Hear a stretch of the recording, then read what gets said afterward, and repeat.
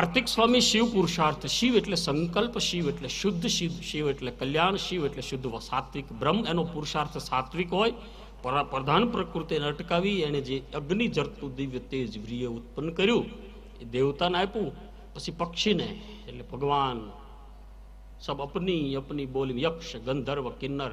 મેં વચ્ચે શબ્દ પ્રયોગ કર્યો હતો આકાશમ તારક લિંગમ. આકાશમાં એક બહુ મોટું શિવલિંગ છે, આકાશલિંગ છે. ઘણીવાર વાદળામાં બને, જળથી બને.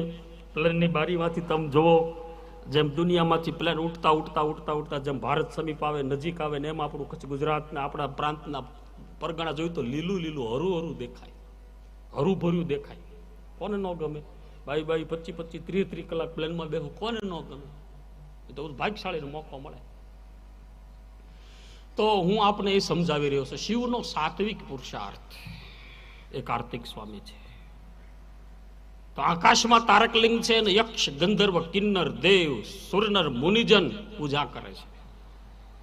પાતાલમ હાટકેશ નાગર નાગરિક. અમે શબ્દ પ્રયોગ પણ કર્યા હતા 4-5 વખત આ કથામાં. જેમ દુહો વારંવાર ગાવા જટાજ નીલકંઠ લાવણ્ય નિધિ. એના લાવણ્યનું કોઈ વર્ણન ન કરી શકે. લાવણી ગાવ કે ન ગાવ, તમે લાગણીથી ગાવ કે ન ગાવ, પણ એના લાવણ્યનું કોણ વર્ણન કરી શકે? અદ્ભુત છે મહાદેવ. શિવ શિવ છે, સર્વ સામર્થ્યશીલ છે. આકાશમ તારકલિંગમ પાતાલમ હાટકેશ્વરમ મૃત્યુલોકે મહાકાલમ ત્રયલિંગમ સર્વદા નમોસ્તુતે. આ ત્રણના પ્રતીક રૂપે આપણે આપણા ગામમાં, આપણા ઘરમાં, આપણા આંગણાના પરગડામાં 7, 8, 9 કોઈ કહેતું હતું આપણે નારાયણપુરની આજુબાજુ શિવ મંદિર હોય તો એ બધા પછી એના પ્રતીક છે. તારકલિંગના પ્રતીક છે, મહાકાલના પ્રતીક છે, નીલકંઠના પ્રતીક છે, અને પાતાલમાં રહેલ હાટકેશ્વર સારા નાગર નાગરિકો, ગંધર્વો, યક્ષો, અસુરો. પાતાલમાં કોણ રહે? અસુર રહે. એ ઉઠીને શિવ શિવ જપે છે. એને ખબર હતી કે બીજા દેવી દેવતારે ઝઘડો સારો, પણ શિવ આરે ન કરાય.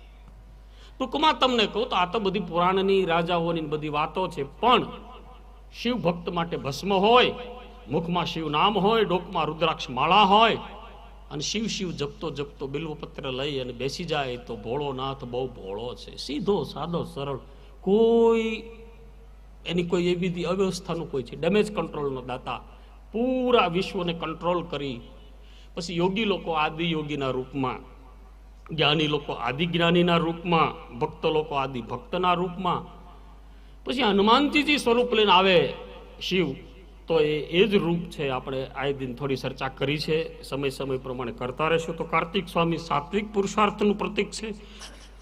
પશુ પંખી પ્રાણી પણ પૂજા કરે તો શિવનું તેજ ગૃહ હોલાએ ન સહન થયું, દેવતાને આપ્યું. એને હિમાલય એટલે સ્થિરતાનું પ્રકાશ, નગાધિરાજ. આવડો સ્થિર કોણ? આવડી મોટી બ્રહ્મપુત્રા, ગંગા, સરસ્વતી, યમુના જેમાંથી વહે.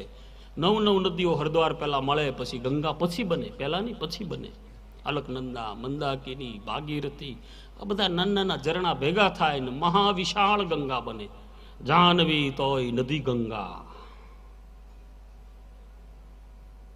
એ શિવનું એક સ્વરૂપ જ છે જળ.